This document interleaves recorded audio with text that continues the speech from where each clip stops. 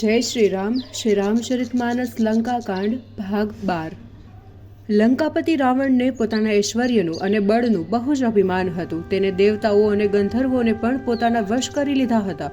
મુનિ, સિદ્ધ, પક્ષી, મનુષ્ય અને નાગ આ સર્વના માર્ગમાં બળજબરી કરીને અંતરાય નાખતો હતો.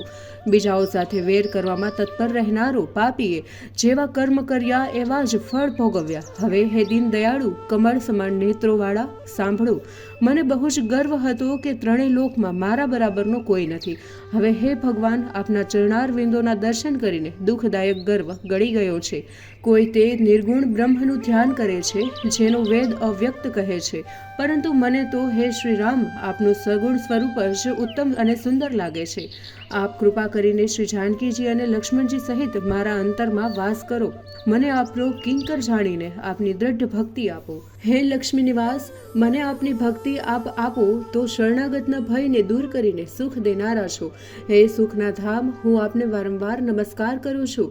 આપ અસંખ્ય કામદેવો સમાન શોભાયમાન, દેવગણોને આપનારા, મનુષ્ય શરીરધારી અતુલ બલવાળા બ્રહ્મા અને શંકર દ્વારા સેવાયેલા છો. હે કરુણાથી કોમળ શ્રી રામજી, હું આપને વારંવાર પ્રણામ કરું છું.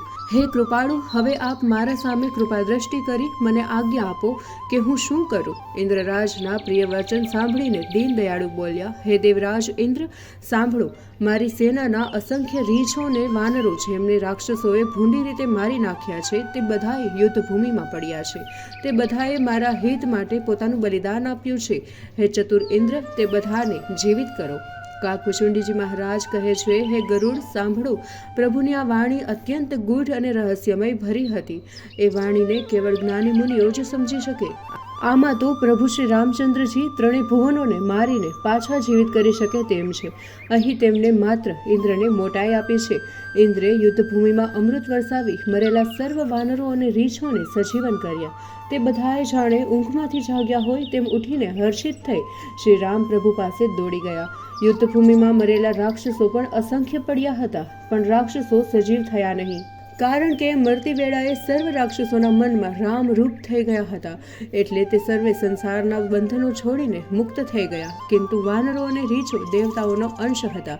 તે કારણથી જ તે બધા શ્રી રામચંદ્રજીની ઈચ્છાથી જીવિત થઈ ગયા. સર્વ દેવતાઓ ફૂલોની વૃષ્ટિ કરી પોતપોતાના વિમાનમાં બેસીને ચાલ્યા ગયા. ત્યારે સુઅવસર જોઈ કૈલાસવાસી શિવજીનું ત્યાં આગમન થયું.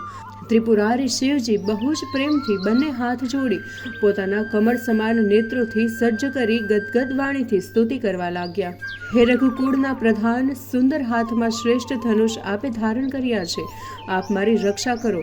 આપ મોહરૂપી ઘનઘોર વાદળોનો સમૂહને વિખેરવા માટે વાયુરૂપ છો.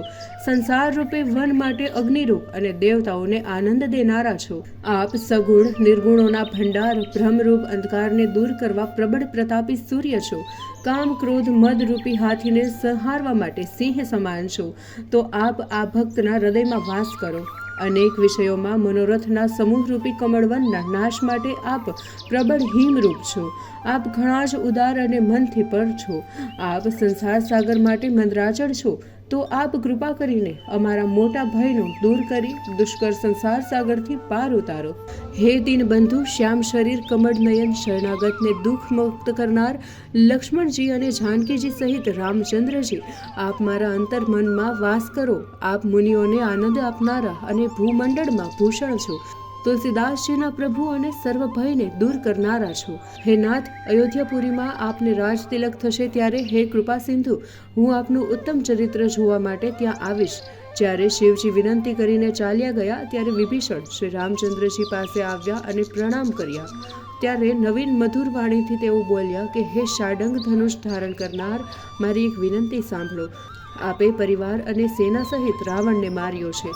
આ આપનો નિર્મળ યશ ત્રણેય લોકમાં ફેલાયો છે, અને હું દીન, મલિન, બુદ્ધિહીન તથા હીન જાતિવાળો પણ આપે વિવિધ પ્રકારે કૃપા કરી છે.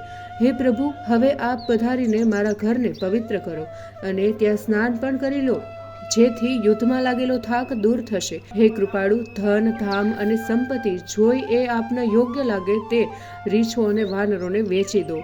હે સ્વામી, આપ મને સર્વ પ્રકારે અપનાવો પછી મને તમારી સાથે લઈ અયોધ્યાપુરીમાં પધારો. વિભીષણના કોમળ વચન સાંભળી દીનદયાળુ પ્રભુ બંને વિશાળ નેત્રોમાં હર્ષના આંસુ સાથે છલકાઈ ગયા. આ સાંભળી શ્રી રામચંદ્રજી બોલ્યા, હે ભાઈ સાંભળો, તમારા વિપુલ ખજાના ધનધામ આદિ મારા છે. તે વાત તો ઠીક છે, પરંતુ હું સાચું કહું છું કે ભરતનું સ્મરણ કરતાં જ તેની યાદ આવે છે. તેની દશાનો વિચાર કરતાં મારી એક એક ક્ષણ એક એક કલ્પ સમાન વીતે છે.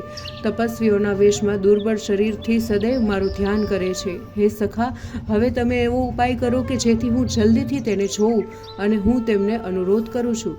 અવધિ વીત્યા પછી હું ત્યાં જઈશ તો મને મારો ભાઈ જીવતો નહીં મળે. આમ નાના ભાઈ ભરતની પ્રીતિ ન સંભાળતા શ્રી રામચંદ્રજી વારંવાર પુલકિત થતા. પુનઃ વિભીષણને કહ્યું કે હે વિભીષણ, હવે તમે કલ્પ સુધી લંકાનું રાજ્ય કરો, પરંતુ મારું સ્મરણ કરવું ભૂલશો નહીં. પછી તમે મારું ધામ પામશો કે જ્યાં સર્વ સંતજનો જાય છે. શ્રી રામચંદ્રજીના વચન સાંભળી વિભીષણને પ્રસન્નતા થઈ.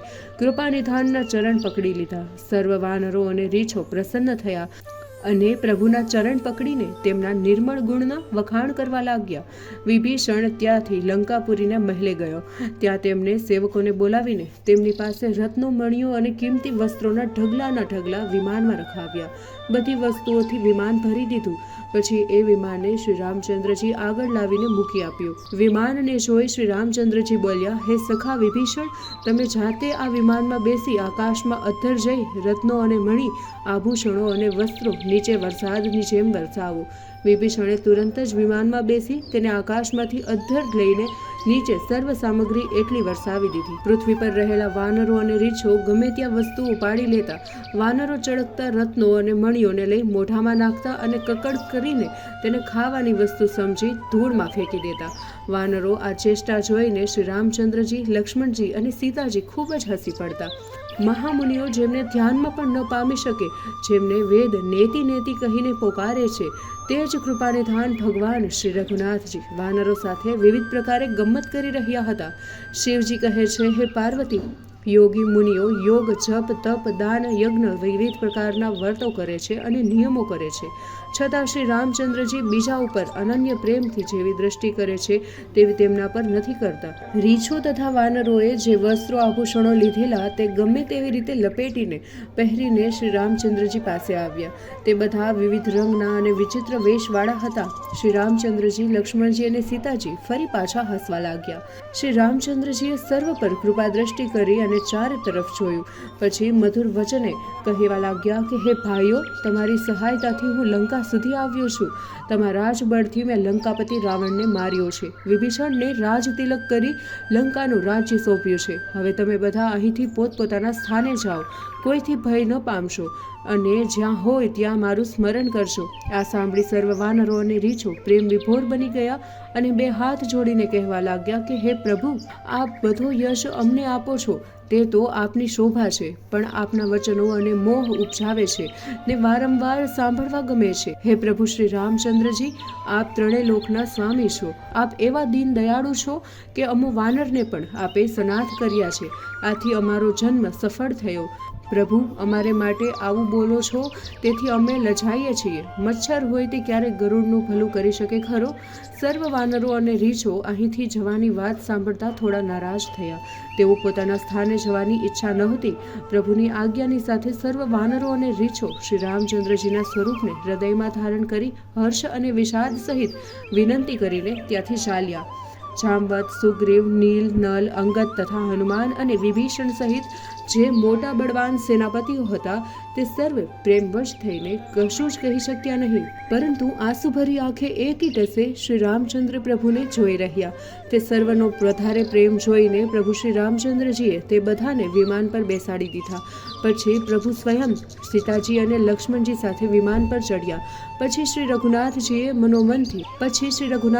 મનોમનથી બ્રાહ્મણોના ચરણોને મસ્તક નમાવ્યું અને ઉત્તર દિશા તરફ વિમાન ચલાવ્યું. તેઓ સીતાજીને કહેતા કે જુઓ, પેલો સુંદર સેતુ દેખાય છે, ત્યાં મેં સુખના ધામ શિવજીની સ્થાપના કરીને તેનું પૂજન કર્યું હતું. આમ કહી સીતાજી સહિત શ્રી રામચંદ્રજીએ શિવજીને પ્રણામ કર્યા. જ્યાં જ્યાં કૃપાસિંધુ શ્રી રામચંદ્રજીએ વનમાં વિશ્રામ કર્યા હતા તે સર્વના નામ સાથે સ્થળ સીતાજીને બતાવ્યા. વિમાન હવે એ સ્થળે આવ્યું કે જ્યાં સોહામણા દંડક વન હતું અને અહીંયા જ અગસ્ત્ય આદિ મુનિઓ આશ્રમ આવેલો હતો અને જ્યાં પ્રભુ શ્રી રામચંદ્રજી થોડો સમય રોકાયા હતા. માર્ગમાં સર્વ મુનિઓના આશીર્વાદ મેળવી જગદીશ્વર ચિત્રકૂટ આવ્યા અને ત્યાં ઋષિઓને સંતુષ્ટ કર્યા. તે સ્થળ સીતાજીને બતાવ્યું. શીઘ્રગામી વિમાન આ સ્થળેથી આગળ વધ્યું. હવે શ્રી રામચંદ્રજીએ સીતાજીને કળિયુગના પાપનો નાશ કરનારી સોહામણી યમુનાજીના દર્શન કરાવ્યા. પછી તે બધાએ પવિત્ર ગંગાજીના દર્શન કર્યા. હવે તીર્થરાજ પ્રયાગને જુઓ, જેના દર્શન કરવાથી સર્વ પાપો બળી જાય છે. હવે મહાપવિત્ર ત્રિવેણીના દર્શન કરો, જે શોક હરનારા દેવલોકને પહોંચવા માટેની સીડી છે. જુઓ, દૂર અવધપુરી દેખાય છે. તે ત્રણેય પ્રકારે તાપ અને ભય રોગને દૂર કરનારી છે. સીતાજી સહિત શ્રી રામચંદ્રજીએ અવધપુરીને પ્રણામ કર્યા. બંનેના નેત્રમાં હર્ષના આંસુ આવી ગયા. તેઓના શરીર પુલકિત થવાથી ઘણા જ આનંદિત થયા. હવે ભગવાને હનુમાનજીને બોલાવી સર્વ હકીકત સમજાવીને કહ્યું કે તમે બ્રહ્મચારીનું રૂપ ધારણ કરી અયોધ્યાપુરીમાં જાઓ. ત્યાં જઈને ભરતજીને અમારી કુશળતાના સમાચાર આપો. હનુમાનજી તુરંત જ બ્રહ્મચારીનું રૂપે ત્યાં ચાલ્યા. હવે શ્રી રામચંદ્રજી ભારદ્વાજ મુનિના આશ્રમે ગયા. મુનિએ તેમનો આદર કરીને આસન આપી વિવિધ પ્રકારે પૂજા કરી. પછી સ્તુતિ કરી અને આશીર્વાદ આપ્યા. પછી શ્રી રામચંદ્રજી બે હાથ જોડીને ઉઠ્યા અને ભારદ્વાજ મુનિના ચરણમાં વંદન કરી વિમાનમાં બેસી ગયા અને વિમાન આગળ ઉડાડ્યું. જ્યારે નિષાદરાજ ગુહને ખબર પડી કે ભગવાન આવી રહ્યા છે ત્યારે નાવ ક્યાં છે તેવી તે બૂમો પાડીને સેવકોને બોલાવ્યા.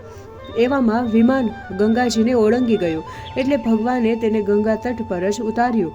જ્યાં વિમાનમાંથી ઉતરીને સીતાજીએ ગંગાજીની ઘણી પ્રકારે પૂજા કરી. પછી વારંવાર તેના ચરણમાં શીશ નવાવ્યું. ત્યારે ગંગાજીએ મનથી આશીર્વાદ આપ્યા કે હે સુંદરી, તારું સૌભાગ્ય અખંડ રહો, તારો ચૂડી ચાંદલો અખંડ રહો. એવામાં નિષાદરાજ ગુહને શ્રી રામચંદ્રજી કિનારે ઉતર્યાની ખબર સેવક મારફતે પડી એટલે તે ખૂબ વ્યાકુળ થઈને દોડ્યો અને પરમાત્માને જોતા જ હર્ષભેર તેની પાસે આવી હાથ જોડીને ઊભો રહી ગયો. દયાના સ્થાન સુજાણ લક્ષ્મીકાંત શ્રી રામચંદ્રજીએ નિષાદરાજ ગુહને ઉમળકાથી ભેટી પડ્યા અને પોતાની પાસે બેસાડી કુશળતા પૂછી. ત્યારે તે વિનંતી કરીને કહેવા લાગ્યો કે જેમના ચરણ કમળને બ્રહ્માજી અને શિવજીએ સેવેલા છે તેવા આપના શુભ ચરણારવિંદોના દર્શન કરી સર્વ કુશળ છે. હે સુખના ધામ, હે પૂર્ણકામ શ્રી રામચંદ્રજી, આપને હું વારંવાર પ્રણામ કરું છું. સર્વ પ્રકારે નીચ એવા નિષાદુને પ્રભુએ જરાય સંકોચ વગર પોતાની છાતી સાથે લગાવ્યો. તુલસીદાસજી કહે છે, મેં મંદ બુદ્ધિએ ભગવાનને મોહવશ ભૂલાવી દીધા. રાવણના દુશ્મનનું આ પવિત્ર ચરિત્ર શ્રી રામચંદ્રજીના ચરણ કમળમાં હું સદાય પ્રીતિ દેનારું છે અને કામ ક્રોધ મદ મોહ આદિ દોષોને હરનારું છે. જ્ઞાન તથા સદબુદ્ધિ આપનારું છે. દેવતા સિદ્ધ ઋષિ મુનિ આદિ તેને ખૂબ જ આનંદદાયક ગાય છે. જે ચતુર્લોકો શ્રી રામચંદ્રજીના સમ્રાંગણના વિજય સંબંધી આ ચરિત્ર સાંભળે છે તેને ભગવાન શ્રી રામજી સર્વ કાર્યોમાં વિજય, અપૂર્વ જ્ઞાન અને ઐશ્વર્ય આપે છે. હે મન, વિચાર કરીને જો કે આ કળીકાળ પાપોનું ઘર છે. એમાં શ્રી રઘુનાથજીના નામ વગર પાપો અને દુઃખોથી બચવાનો અને મુક્ત થવાનો અન્ય કોઈ આધાર નથી. માસ પારાયણ 27મો વિશ્રામ. ગોસ્વામી શ્રી તુલસીદાસ કૃત રામાયણનો લંકાકાંડ સમાપ્ત. જય શ્રી રામ.